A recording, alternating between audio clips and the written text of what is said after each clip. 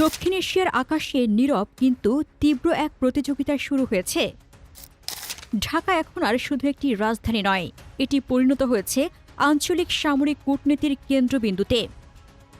ড ইউনূস নেতৃত্বাধীন বর্তমান সরকার এমন এক সময় দায়িত্ব নেন যখন বাংলাদেশ ফোর্সেস গোল 2030 এর পথে দ্রুত অগ্রসরমান। পর্দার আড়ালে শুরু হয় উচ্চ পর্যায়ের আলোচনা। ইতালির লিওনার্দো কোম্পানির সাথে ইউরোফাইটার টাইফুন ডিসেম্বরে সই হয় অভিপ্রায়পত্র।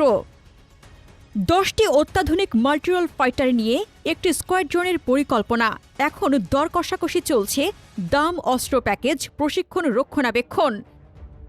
একই সময় আলোচনায় আসে চীনা J-10C-E, প্রায় 20টি বিমান নিয়ে বহুল আলোচিত প্রস্তাব। উন্নত রাডার, দীর্ঘপাল্লার মিসাইল, আকাশে আধিপত্যের সম্ভাবনা। পাকিস্তানের JF-17 ব্লক 3 নিয়েও উচ্চ পর্যায়ের সংলাপ।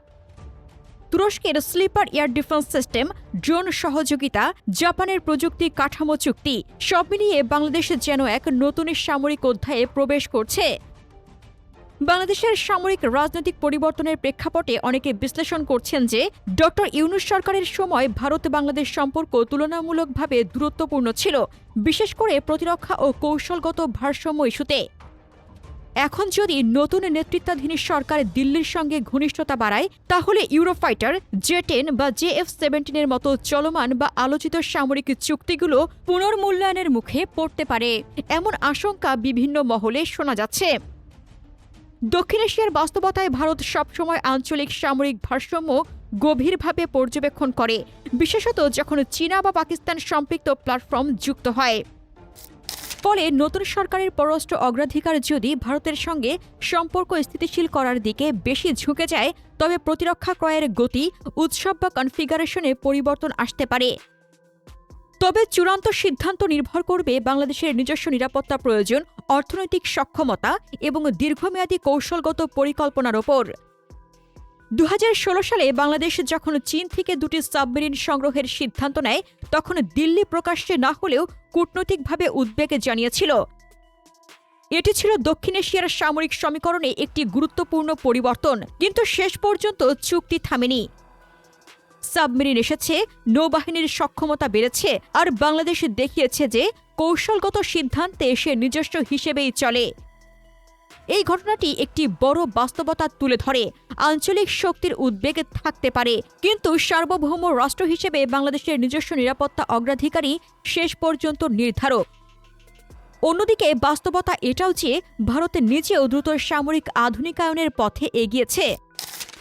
ফ্রান্স থেকে রাফাল যুদ্ধবিমান সংগ্রহ, রাশিয়া থেকে S-400 এয়ার ডিফেন্স সিস্টেম, নিজস্ব তেজস ফাইটার প্রকল্প, সব মিলিয়ে দিল্লি স্পষ্ট বার্তা দিয়েছে যে আঞ্চলিক ও বৈশ্বিক কৌশলগত অবস্থান ধরে রাখতে প্রযুক্তিগত অগ্রাধিকার অপরিহার্য।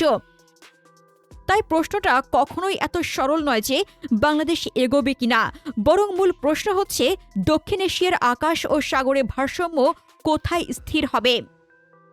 এক দেশের অগ্রগতি অন্য দেশের উদ্বেগ তৈরি করলেও সেটি স্বয়ংক্রিয়ভাবে বাধা হয়ে দাঁড়ায় না, বরং তৈরি করে নতুন সমীকরণ।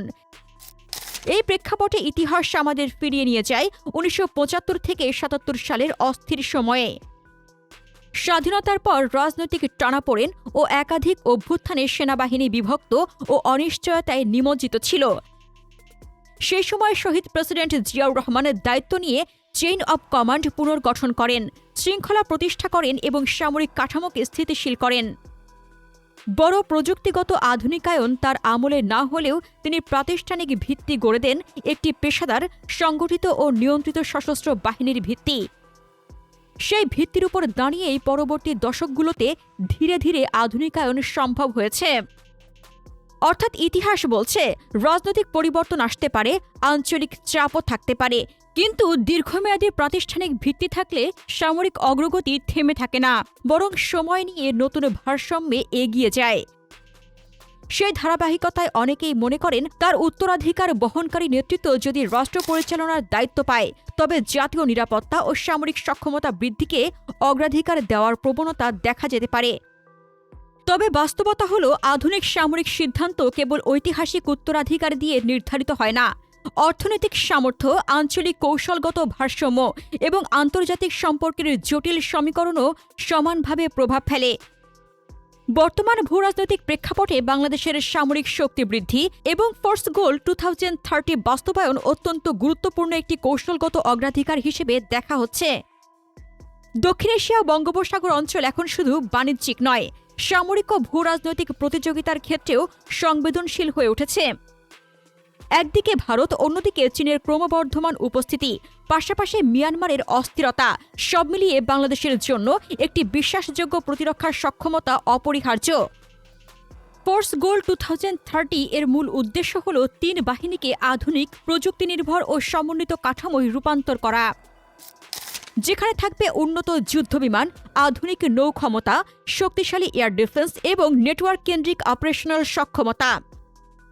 এটি কেবল যুদ্ধের প্রস্তুতি নয়, বরং সার্বভৌমত্ব রক্ষা, সমুদ্র সম্পদ সুরক্ষা, আকাশসীমা নিয়ন্ত্রণ এবং আন্তর্জাতিক কূটনৈতিক অবস্থান শক্তিশালী করার একটি মাধ্যম। একই সঙ্গে জাতিসংঘ শান্তিরক্ষা মিশনে অংশগ্রহণ, দুর্যোগ মোকাবেলা ও অভ্যন্তরীণ স্থিতিশীলতায় সশস্ত্র বাহিনীর ভূমিকা আরও কার্যকর করতে আধুনিকায়ন জরুরি।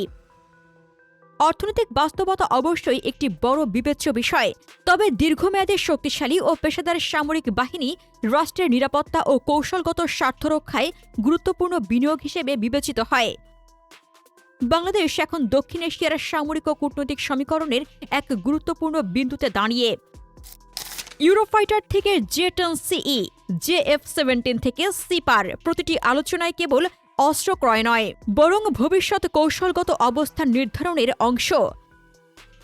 রাজনৈতিক পরিবর্তন, ভারত বাংলাদেশ সম্পর্কের ওঠানামা, আঞ্চলিক শক্তির ভারসাম্য সবই এই সিদ্ধান্তগুলোকে প্রভাবিত করতে পারে, কিন্তু অতীত অভিজ্ঞতা দেখায় যে চূড়ান্ত হিসাব হয় জাতীয় নিরাপত্তা ও দীর্ঘমেয়াদী স্বার্থকে সামনে রেখে। 2016 সালের সাবমেরিন চুক্তির মতো ঘটনায় প্রমাণ করে উদ্বেগ থাকলেও সার্বভৌম সিদ্ধান্ত শেষ পর্যন্ত বাংলাদেশের হাতেই থাকে। ইতিহাস আমাদের দেখিয়েছে সামরিক শক্তি গড়ে ওঠে ধীরে, ধারাবাহিকতায় এবং স্থিতিশীল কাঠামোর উপর দাঁড়িয়ে। আজকের ফোর্স গোল 2030 সেই ধারাবাহিকতারই আধুনিক রূপ, প্রযুক্তি নির্ভর, সমন্বিত ও কৌশলগতভাবে সচেতন একটি বাহিনী গড়ে তোলার পরিকল্পনা। ভবিষ্যৎ নেতৃত্ব যেই হোক, বাস্তবতা একই থাকবে। বাংলাদেশকে এমন এক ভারসাম্য খুঁজে নিতে হবে যেখানে আঞ্চলিক উত্তেজনা নয়, বরং আত্মবিশ্বাসী প্রতিরক্ষার সক্ষমতাই হবে স্থিতিশীলতার ভিত্তি। দক্ষিণ এশিয়ার আকাশে প্রতিযোগিতা থাকবেই, কিন্তু সেই প্রতিযোগিতার মাঝেও বাংলাদেশের লক্ষ্য হবে নিজের সার্বভৌম স্বার্থ সুরক্ষিত রেখে দায়িত্বশীল শক্তি হিসেবে এগিয়ে যাওয়া। প্রিয় দর্শক, বর্তমান সরকারের জন্য বাংলাদেশের সামরিক শক্তি কি পিছিয়ে যাবে এবং ভারত এখানে হস্তক্ষেপ করবে? আপনি কি এটা মনে করেন? আপনার মতামত কমেন্টে জানান। প্রিয় দর্শক, বর্তমান সরকারের অধীনে কি বাংলাদেশের সামরিক অগ্রগতি ধীর হয়ে যাবে এবং ভারত কি এই প্রক্রিয়ায় সরাসরি হস্তক্ষেপ করবে? আপনার মতামত কমেন্টে জানান। বাংলাদেশের সামরিক শক্তি নিয়ে আরও জানতে আমাদের চ্যানেলের ভিডিও ট্যাব থেকে ঘুরে আসুন। এই ভিডিওটি ভালো লাগলে লাইক বাটনে ক্লিক করুন। ভিডিওটি আপনার বন্ধুদের সাথে শেয়ার করে তাদেরকেও ভিডিওটি দেখার সুযোগ করে দিন। ধন্যবাদ।